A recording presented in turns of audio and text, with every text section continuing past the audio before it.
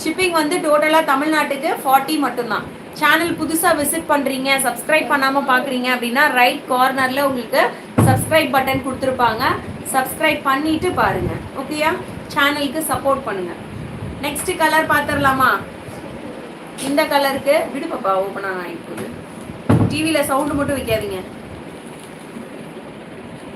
இங்கே பாருங்க, இப்படிதான் இருக்கும் இந்த சாரி.